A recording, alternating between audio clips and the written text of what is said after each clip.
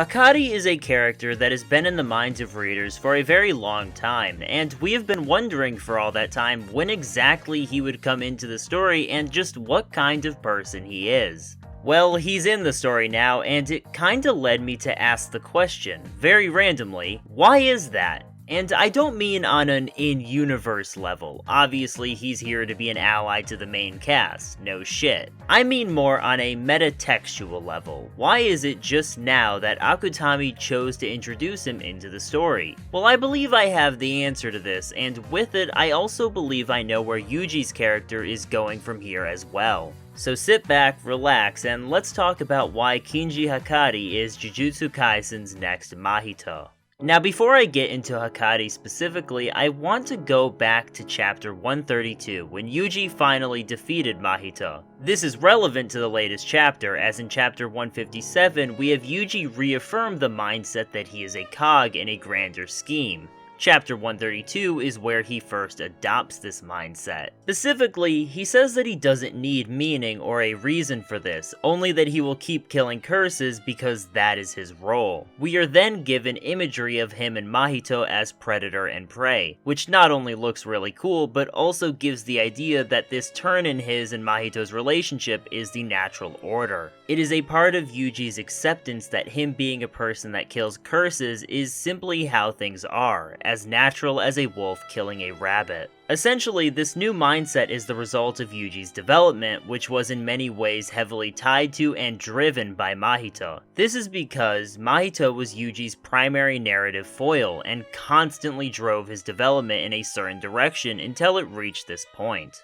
But now that this is how Yuji is, Mahito kind of doesn't have a narrative purpose anymore. Yuji doesn't need him as a foil anymore, so the story promptly discards him and Kenjaku becomes the primary antagonist in full. Now that Mahito is out of the story for now, Yuji is in need of a new foil to drive his development. This is exactly where Hakari comes in as his perfect opposite. This brings me to Yuji's first talk with Hakari and his overall introduction. The big theme of this talk is his love of the fever and his love of gambling. There is a lot to this little monologue here. He states that people constantly want to change their lives, but the fever to do so makes them trip up. However, that fever is essential to really living. According to him, you need it to even fall in love.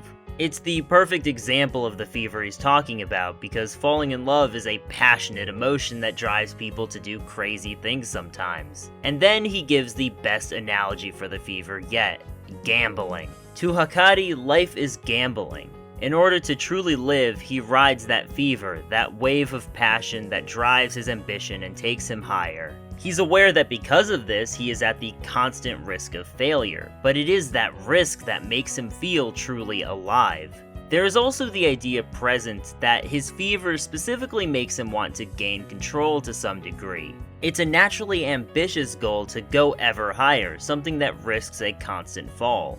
At this point in time, Hakari has been set up as passionate, ambitious, self-centered, and immensely rebellious to the current system. I also love the idea that Yuji disregards the need for a reason for his role, but Hakari spends his whole speech rationalizing his attitude towards life. They really couldn't be more different. Now, if you're following me so far, then you might be seeing why this sets Hakari up as the perfect foil for Yuji. Whereas Yuji's current mindset makes him see himself as a small part in a much larger mechanism to kill curses, Hakari sees the system as confining and limiting. To him, there's no fever in just playing by the rules because there is no gamble in that for him. Yuji, however, has submitted to the idea of his natural position in the world, with no larger ambitions for himself. Hakari even comments that Yuji is only there because of what other people have said, with no mention of Yuji's own investment in the current events of the story. This specific mindset allows Yuji to continue fighting and killing curses for the rest of what he sees as a very short life, with no ambition beyond that. He has no intention of rising in the world, of changing the circumstances that holds him back.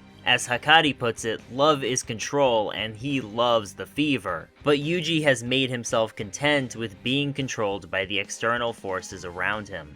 This is the fundamental difference between the two of them, and it's why Hakari makes a perfect foil for Yuji. That being said, this relationship between them has the potential to be a lot more dynamic than the relationship between Yuji and Mahito. Because while Mahito changed Yuji in drastic ways, Mahito held his ideals to the end. Hakari is a human being, a being with potential of much more complexity, which we are even shown in this chapter. So while Mahito was a foil for Yuji in that he was able to reveal more about Yuji and change Yuji, Hakari and Yuji can be foils for each other, and propagate each other's growth as we see more of their character from each other. At first, their fight only shows them butting heads. Even their strategies here are totally opposite, with Hakari trying to break Yuji and being completely on the offensive, and Yuji refusing to fight back and only taking hits. Another aspect of their fight is Yuji simply stating that he has no fever, contrasting what Hakari said earlier about never having met someone who just wants a peaceful life. However, even though Hakari is very quickly set up as Yuji's opposite in terms of mindset and attitude, their fight actually shows them being more similar than they are initially portrayed. The fight ends with an exchange where Yuji challenges Hakari. He reaffirms that he is simply a cog, someone with no function to fulfill, and in the same moment that Yuji questions what Hakari's function is, Hakari comments that Yuji is a cog in fever. The fight then ends with Hakari choosing to help Yuji because the fever is telling him to, but then we learn that he loved helping people when at Jujutsu High, which is a similarity between him and Yuji. This seems to be framed as the answer to Yuji's question of what Hakari's function is. Even if he's simply following his sense of passion, that ends up giving him a function in the long run.